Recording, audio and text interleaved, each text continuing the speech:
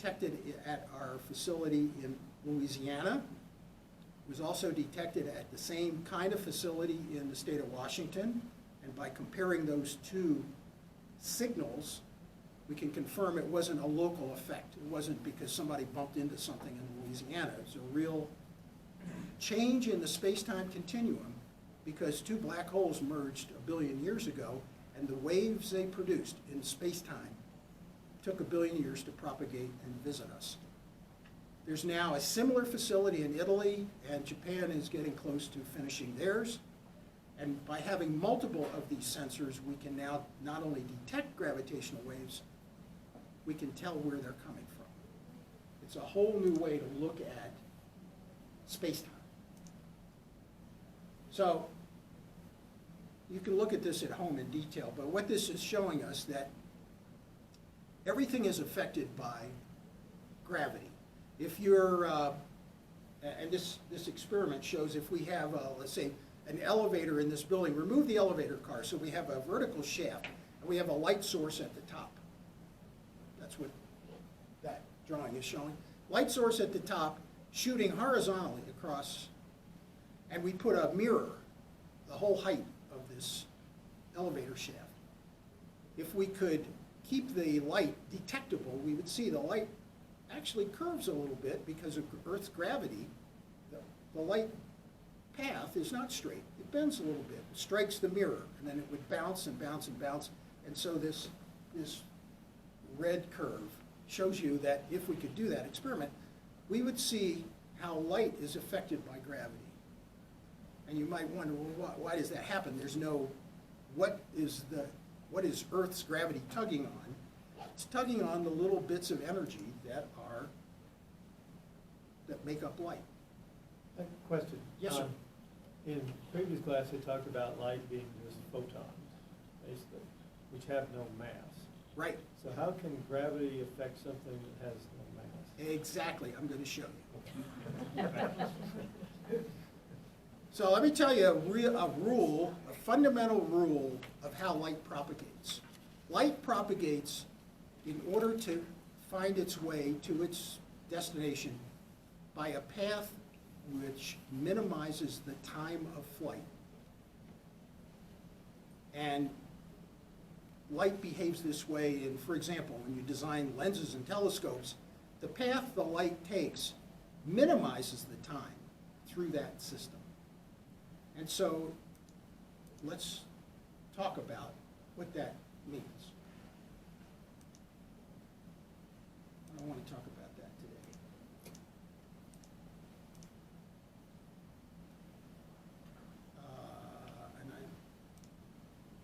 Yeah, I want to talk about that. This is a little out of order. Let's concentrate on. So let's accept for a second that light, the path of light, is influenced by or the presence of a mass like Earth.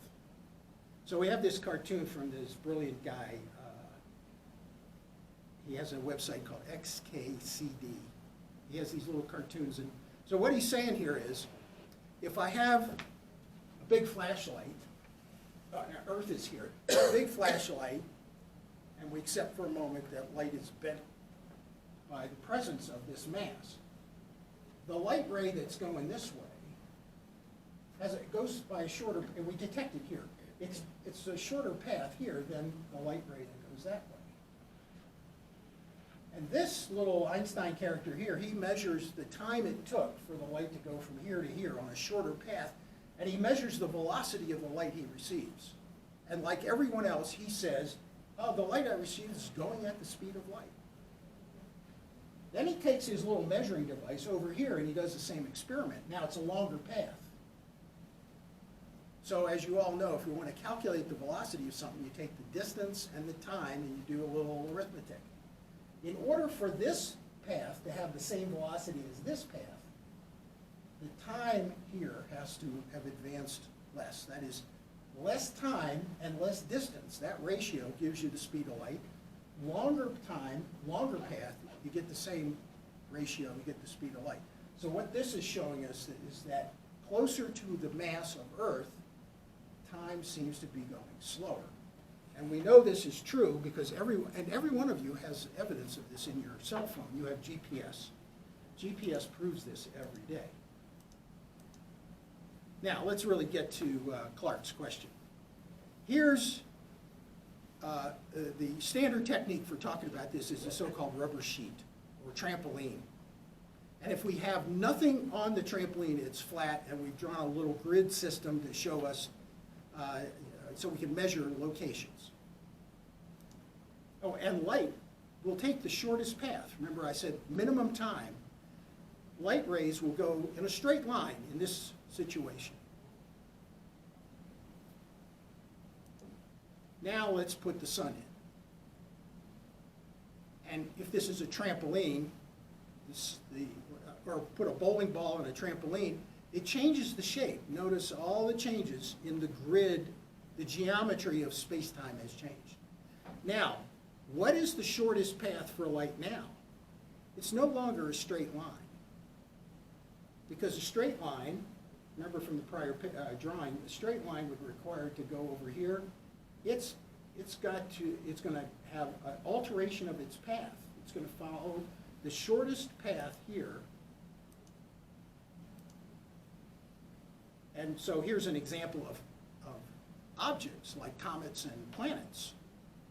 So in the Einstein view of why we experience gravity, it's not because masses attract. That's an easy way to describe it. But Einstein's view is the presence of the sun alters the space-time in the solar system, and the objects that are traveling in the solar system find the easiest way to progress is what we now call orbits. So what would have been a straight line for, let's say, that comet that's on the drawing now, if the sun weren't there, the comet would make a straight line. Light does the same thing. So this is what John Wheeler, famous physicist, actually the inventor of the name black hole, he says, space-time tells matter how to move. And matter tells space-time how to curve. And you could put the word light in there for matter in the same way.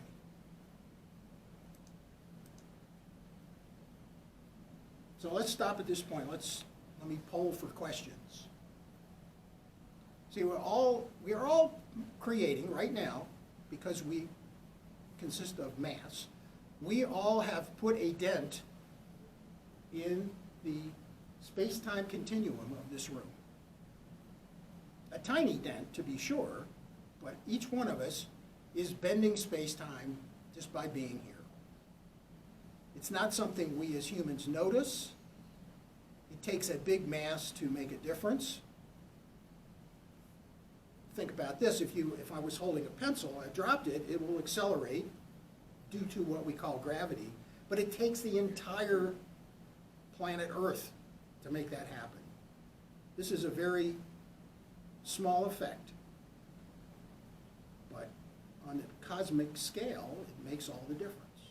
The fact that stars formed in the early universe was a result of gravity drawing gas and dust together and forming a ball of hydrogen and so forth, and when that mass got big enough, we end up with a star. But Einstein's view is we're all bending space-time without having to try to do it. And he has an equation. I just show this as sort of like a piece of art.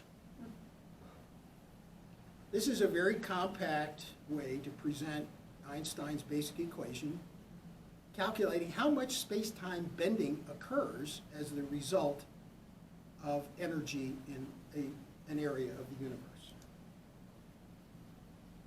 The left side of the equation is a measure of the curvature of space-time, and the right side is how much energy and motion is going on. It's that simple. And from this, we get a whole array of results.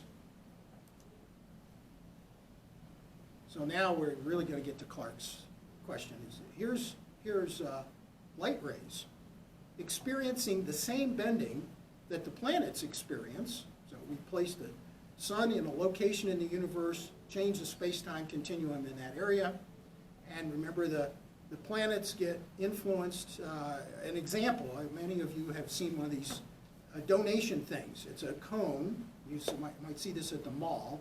And you throw a coin on it, and the coin goes around and around and around. The trajectory of the coin is dictated by the shape of that cone, and ultimately your nickel or your quarter goes to charity. But the path that's taken is influenced by the shape they've picked. If we put the sun, as we're showing here, and bend space-time with a big mass like the sun, and then shoot a light ray through the neighborhood, the light rays get curved just like the mass does. If you have a trampoline, a bowling ball, and a golf ball, you can reproduce this effect. You put the bowling ball on, change the shape of the trampoline. Now put the golf ball on and just roll it.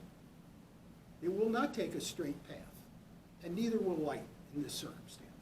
The interesting thing here is if we're on Earth observing light from a distant star, and we do it during an eclipse, so the sun is blocked out by the moon, so it's dark during the day, during an eclipse, and we look at the light from the star, which is truly here, the mass of the sun still bends that ray.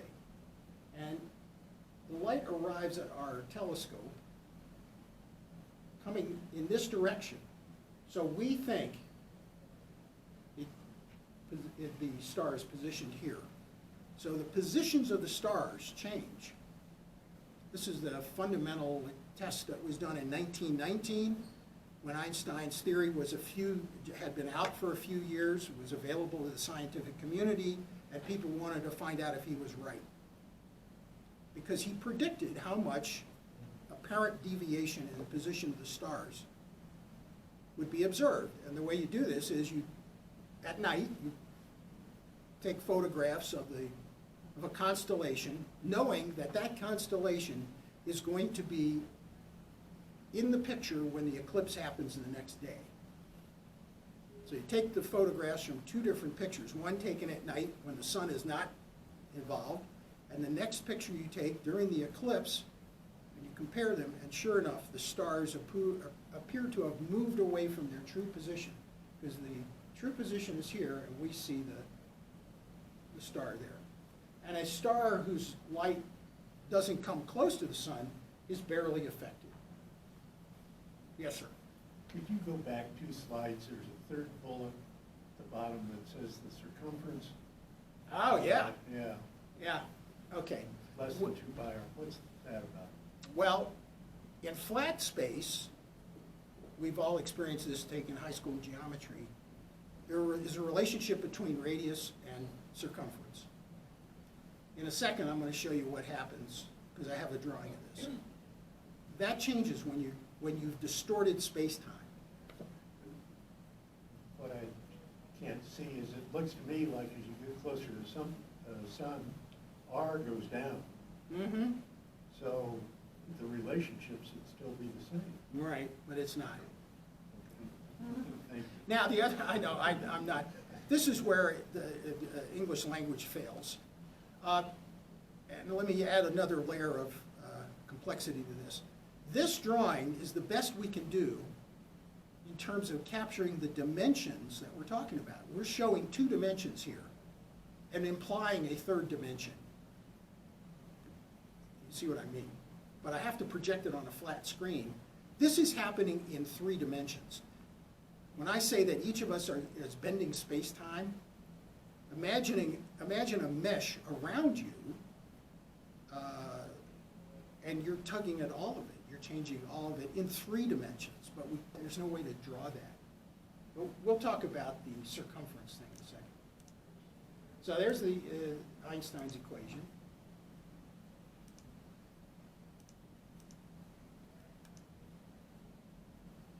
C4 is 4 times the speed of light.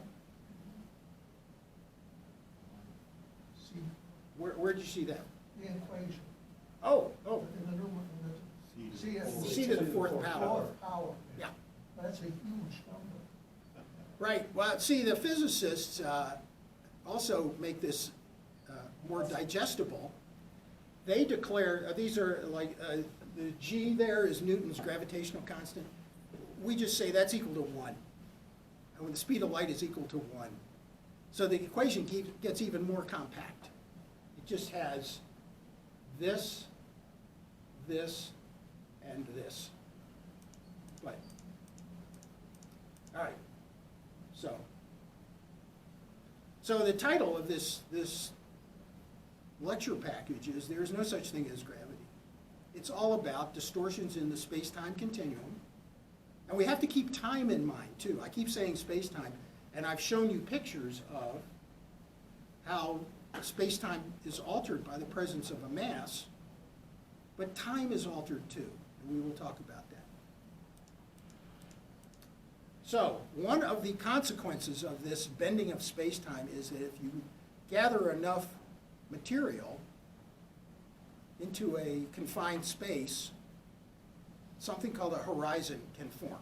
A horizon is sort of like the boundary between here and Kansas. Nothing is going on there. There's nobody stopping you from crossing the horizon, but if you do, you enter another part of the universe and you can never rejoin us. And this is called a black hole. So remember I showed you, you put the sun into the space-time continuum and it changes things. Here's the curvature near a black hole, where the depth of this pit caused by the black hole is so deep that if you venture close to the center, you can never come back out through this horizon.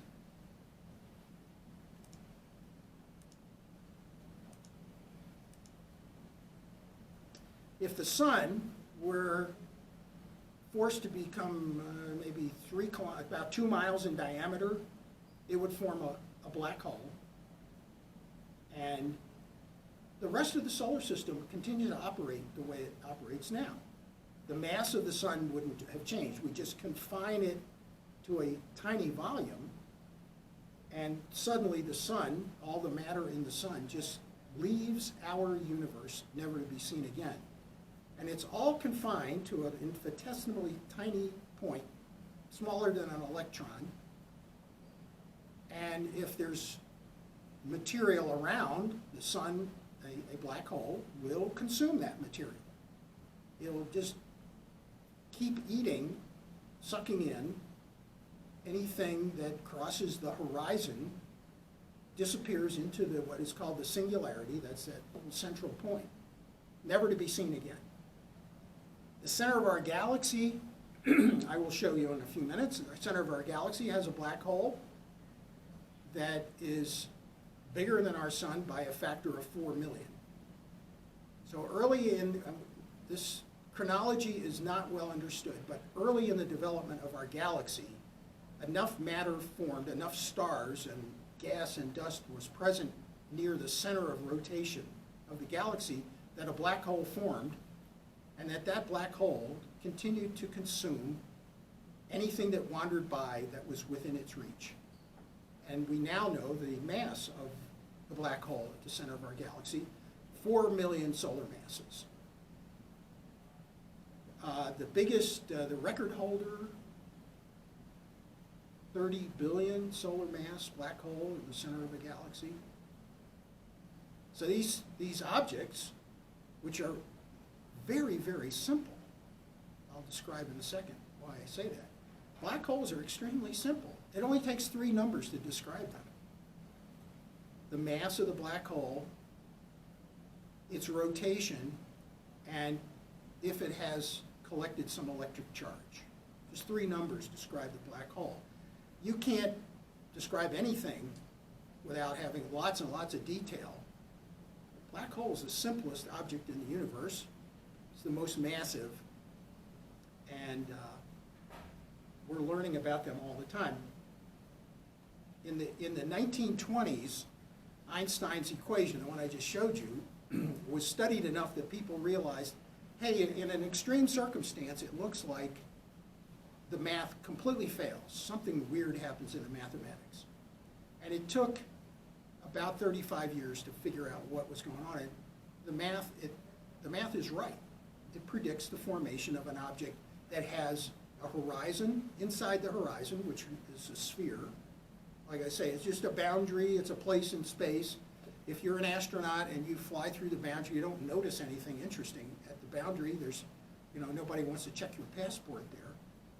But once you cross the boundary, you're doomed to go into the singularity and disappear from this universe.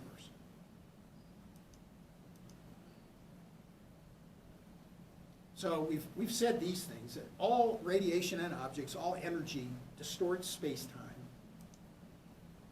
And a horizon can form when you have the right circumstances, and there's a singularity in the center. And black holes are very simple. It takes 3 numbers to describe them, but their behavior is extremely complex. So here's the formation of a black hole. So we have a sun producing this dimple in space-time. If we add some more mass, it might become a white dwarf, which is about 1.5 times as massive as the sun. The dimple gets bigger. Neutron star can be like 30 solar masses. Big dimple.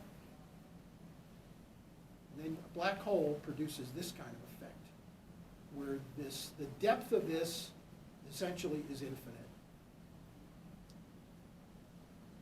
On a piece of paper, this is the size of Earth's horizon if Earth was produced a black hole.